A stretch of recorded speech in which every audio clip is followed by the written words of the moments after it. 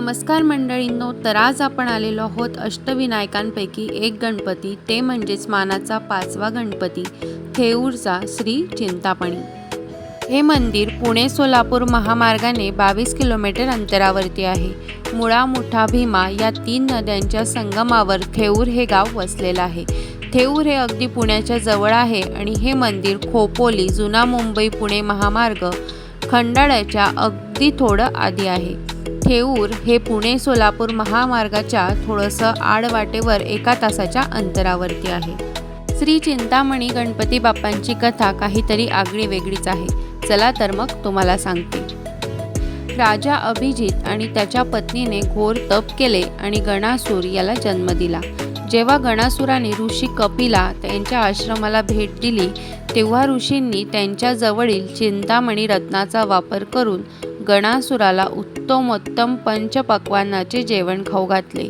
गणासुराला त्या चिंतामणी रत्नाचा लोभ सुटला आणि त्याने कपिला ऋषींकडून ते रत्न जबरदस्तीने हिसकावून घेतले। दुर्गा देवीने कपिला ऋषींना गणपतीची मदत घेण्याचा सल्ला दिला।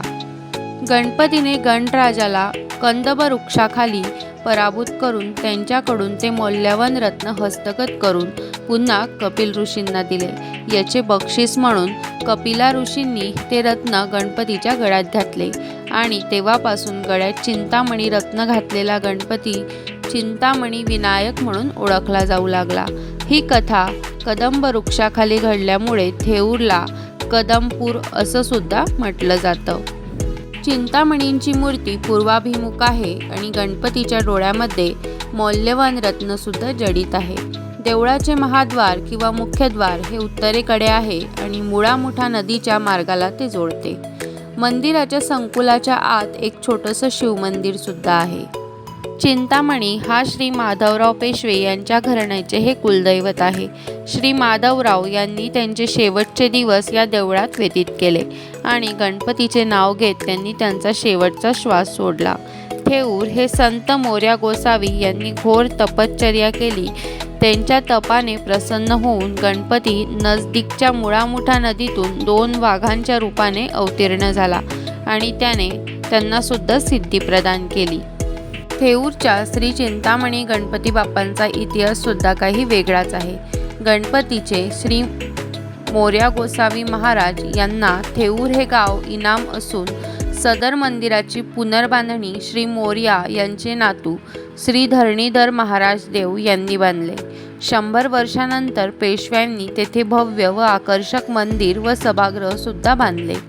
हे मंदिर पूर्णपणे लाकडापासून बनवलेलं आहे आणि त्या काळी हे मंदिर बांधायला 40,000 रुपये लागले होते।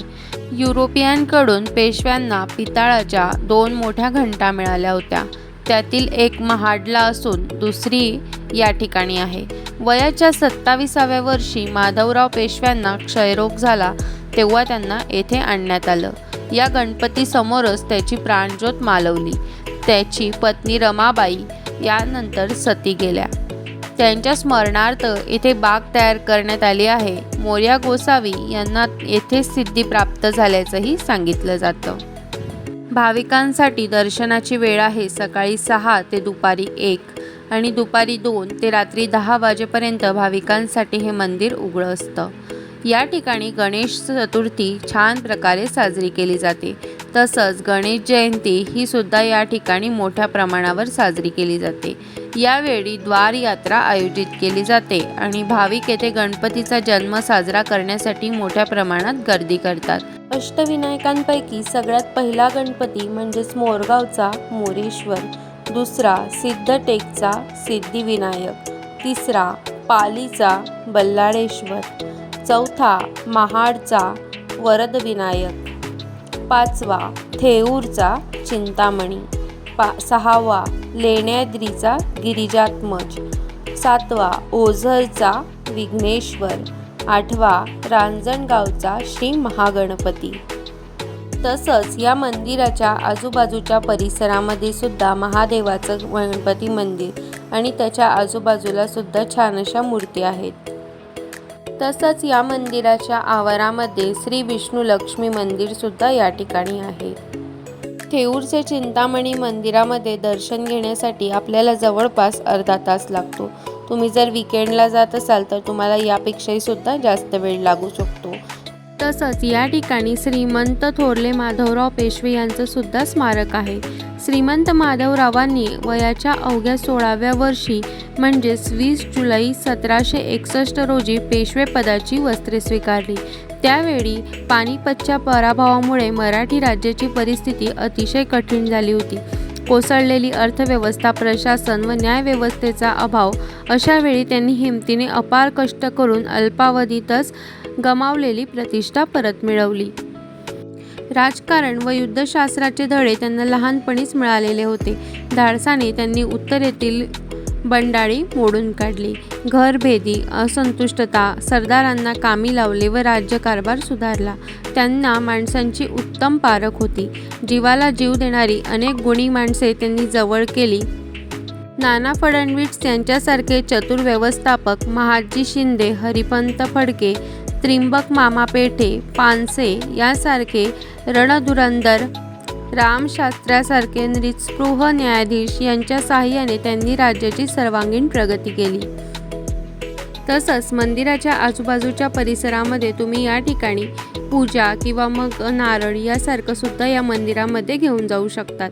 तसंच या ठिकाणी महाप्रसादालय किंवा मग तुम्हाला प्रसाद जर घेऊन जायचा असेल तर त्याची सुद्धा व्यवस्था आहे. चला तर मग मंडळींनो, थेऊरचे चिंतामणी गणपती बाप्पांचं मंदिर आणि त्यामागचा संपूर्ण इतिहास तुम्हाला कसा वाटला हे कमेंट करून सांगायला विसरू नका. आणि व्हिडिओ आवडला असेल तर लाईक करा, शेअर करा आणि चॅनलवर नवीन असाल तर सबस्क्राईब करा. तर भेटूया पुन्हा अशाच एका छानशा नवीन व्हिडिओसोबत. तोपर्यंत बाय बाय.